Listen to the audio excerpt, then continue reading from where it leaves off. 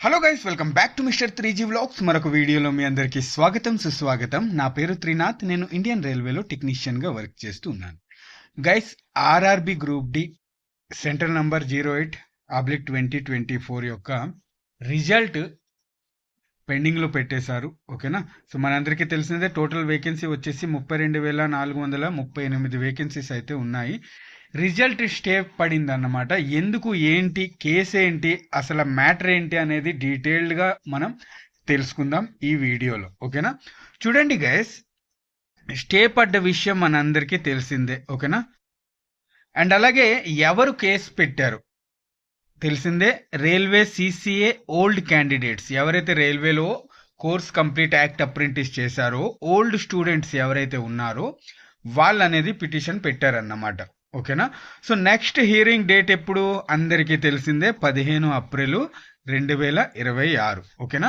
So ఒక్కసారి court case పడితే కనుక అది అంత త్వరగా దాని రిజల్ట్ అయితే వచ్చేది. వెయిట్ చేయాలి, ఇంకా డేట్ పెంచే అవకాశాలు ఇక్కడ చాలా కనిపిస్తున్నాయి. ఓకేనా? సో ఓకే, మరి ఇష్యూ ఏంటి?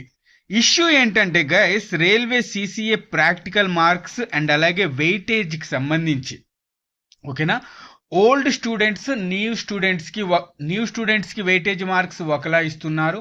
అండ్ అలాగే ఓల్డ్ స్టూడెంట్స్కి వెయిటేజ్ మార్క్స్లో అన్యాయం జరుగుతుంది అని సింపుల్గా మీకు అర్థం అవ్వాలని చెప్పాలి అని చెబుతున్నాను. ఓకేనా? సో ఈ పిటిషన్ అయితే కోర్టులో కేసు అయితే వేశారన్నమాట. ఎవరు? ఓల్డ్ స్టూడెంట్స్, రైల్వే వాళ్ళు. ఓకే, ఇప్పుడు షార్ట్గా మీకు అర్థమయ్యేలా చెప్తాను. ఓకేనా? ఏంటంటే గైస్, మీ అందరికీ తెలిసిందే, రైల్వేలో అప్రెంటిస్ చేస్తే గనక 20% రిజర్వేషన్ అనేది గ్రూప్ డిలో, ఓన్లీ గ్రూప్ డి వేకెన్సీలోనే 20% రిజర్వేషన్ అనేది ఈ రైల్వే అప్రెంటిస్ స్టూడెంట్స్కి ఇస్తారు. ఓకేనా? ఉదాహరణకి ఒక 100 పోస్టులు ఉంటే కనుక 20 పోస్టులు ఏవైతే ఉన్నాయో ఈ రైల్వేలో సిసిఏ అప్రెంటిస్ చేసిన వాళ్ళకి ఇస్తారన్నమాట. ఓకేనా? సో ఒకప్పుడు ఏంటంటే రైల్వేలో ఎవరైతే అప్రెంటిస్ చేశారో వాళ్ళకి సర్టిఫికేట్ అనేది ఇస్తారు, ఎన్ఏసి సర్టిఫికేట్ అనేది ఇస్తారు. Course complete act apprentice complete అయ్యాక ఎన్ఏసి సర్టిఫికేట్ అనేది ఇస్తారన్నమాట. అందులో ఏంటంటే ఓల్డ్ స్టూడెంట్స్కి రిటర్న్ ఎగ్జామ్, అంటే సంవత్సరం మొత్తం అప్రెంటిస్ కంప్లీట్ అయిన తర్వాత రిటర్న్ ఎగ్జామ్ కూడా జరిగేది, ఆ తర్వాత ప్రాక్టికల్ జరిగేది. ఈ రెండుని బేస్ చేసుకుని రిజల్ట్ అనేది ఇచ్చేవారు అనమాట సర్టిఫికెట్లో. ఎన్ఏసి సర్టిఫికెట్లో ఉదాహరణకి ఒక 84% ఆ స్టూడెంట్కి ఇచ్చేసేవారు. But new railway CCA candidates ఎవరైతే ఉన్నారో వాళ్ళకి రిటర్న్ ఎగ్జామ్ కాకుండా ఓన్లీ ప్రాక్టికల్ని మాత్రమే తీసుకుంటారన్నమాట. అంటే అప్రెంటిస్ సంవత్సరం మొత్తం అప్రెంటిస్ కంప్లీట్ అయిన తర్వాత రిటర్న్ ఎగ్జామ్ పెట్టకుండా, ఓకేనా, ఓన్లీ ప్రాక్టికల్ మాత్రమే తీసుకున్నారు. వాళ్ళకి దీనివల్ల ఏంటంటే చాలా బెనిఫిట్ అయింది. చాలా మందికి ఏంటంటే 100కి 99% ఎన్ఏసీలో, అలాగే 96%, కొంతమందికి 98%, కొంతమందికి 95%, ఇలా ఓన్లీ ప్రాక్టికల్ ఉండడం వల్ల వాళ్ళకి ఎన్ఏసీ సర్టిఫికేట్లో చాలా ఎక్కువ పర్సెంటేజ్ అనేది ఇచ్చేసేవారు అన్నమాట. ఓకేనా? ఉన్నారు, చాలా మంది ఉన్నారు. అప్రెంటిస్ సర్టిఫికేట్లో 99% వచ్చిన స్టూడెంట్స్ కూడా ఉన్నారు. నా కళ్ళ ముందే నేను చాలా మందికి చూశాను. ఇది ఒక విధంగా అన్యాయం. ఎవరికి? ఓల్డ్ స్టూడెంట్స్కి అన్యాయం. ఎలా అన్యాయం జరుగుతుంది అనేది ఇప్పుడు మీకు ఎక్స్ప్లెయిన్ చేస్తాను.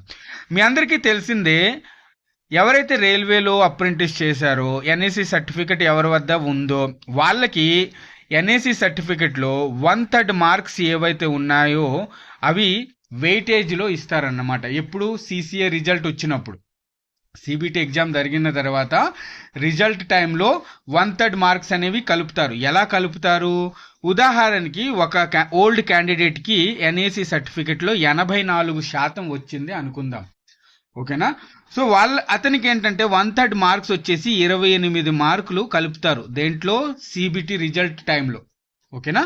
సిబిటి రిజల్ట్ టైంలో కలుపుతారు. అలాగే సిబిటి ఎగ్జామ్ రాసుంటారు కదా స్టూడెంట్స్, ఓల్డ్ స్టూడెంట్స్ ఎవరైతే అప్రెంటిస్ స్టూడెంట్స్ ఉన్నారో సిబిటి ఎగ్జామ్ కూడా రాయాలి. సో ఆ సిబిటి ఎగ్జామ్ రాసిన తర్వాత, సిబిటి అంటే అదే group D computer based test అయింది కదా, దాని గురించి చెప్తున్నాను. ఈ సిబిటిలో ఏంటంటే ఉదాహరణకి చెప్తున్నాను, ఎన్నో మార్కులు వచ్చాయి అనుకుందాం. ఆ మార్కులకి 2/3 చేస్తారన్నమాట. సో ఇలా 2/3 చేస్తే కనుక అతనికి ఒక 20 మార్కులు వచ్చాయి అనుకుందాం. సిబిటి ఎగ్జామ్లో 2/3 చేసిన తర్వాత ఒక 20 మార్కులు వచ్చాయి అనుకుందాం. సో ఇలా టోటల్గా ఎన్ఏసిలో 28 అలాగే సిబిటిలో 20 మార్కులు రెండు కలిపి ఇతనికి ఫైనల్ రిజల్ట్ ఏదైతే ఉందో సిబిటి ఎగ్జామ్ తర్వాత ఫైనల్ మార్క్స్ వచ్చేసి ఇతనికి ఎన్ఏసి ప్లస్ సిబిటి 48 మార్క్స్ వచ్చాయి అనుకుందాం ఉదాహరణకి. ఓకేనా? అలాగే ఒక కొత్త స్టూడెంట్ ఎవరైతే రిటర్న్ ఎగ్జామ్ అతనికి లేదో, సిసిఏ రిటర్న్ ఎగ్జామ్ లేదు, ఓన్లీ ప్రాక్టికల్ ఉంది, అతనికి ఉదాహరణకి ఎన్ఏసిలో 99% వచ్చాయి అనుకుందాం. సో అతనికి 1/3 మార్క్స్ వచ్చేసి 33 మార్కులు వస్తున్నాయి. 1/3 చేస్తే కనుక 3తో భాగిస్తే కనుక 33 మార్కులు వస్తున్నాయి అన్నమాట.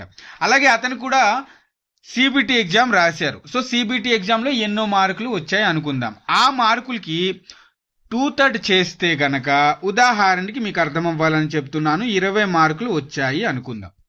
సో ఎన్ఏసిలో 1/3 మార్క్స్ 33, అలాగే సిబిటిలో 20 మార్కులు రెండు కలిపితే అతనికి 53 మార్కులు ఫైనల్ మార్క్స్ వచ్చాయి అనుకుందాం. ఎప్పుడు? రిజల్ట్ టైంలో, గ్రూప్ డి రిజల్ట్ టైంలో.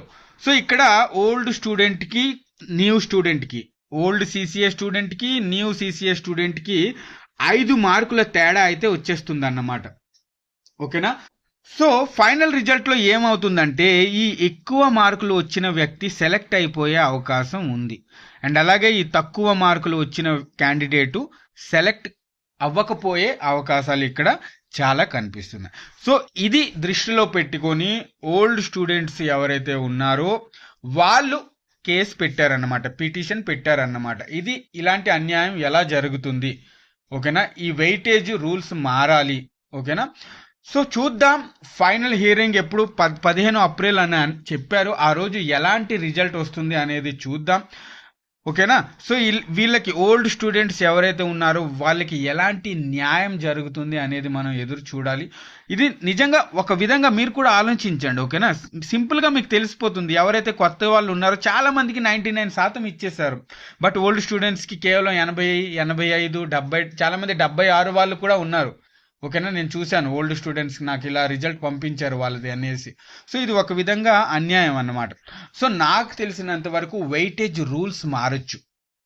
ఈ 1/3 మార్క్స్ కలుపుతున్నారు కదా ఎన్ఏసివి, దాని యొక్క రూల్స్ మారచ్చు. ఓకేనా? ఉదాహరణకి కొత్త స్టూడెంట్స్కి 1/4 మార్క్ కలపొచ్చు. ఉదాహరణకి చెప్తున్నాను, మళ్ళీ మీరు టెన్షన్లోకి వచ్చేకండి. ఓకేనా? ఉదాహరణకి 1/4 మార్క్స్ కలపొచ్చు, ఓల్డ్ స్టూడెంట్స్కి 1/3 మార్క్స్ కలపొచ్చు. ఉదాహరణకి చెప్తున్నాను అన్నమాట.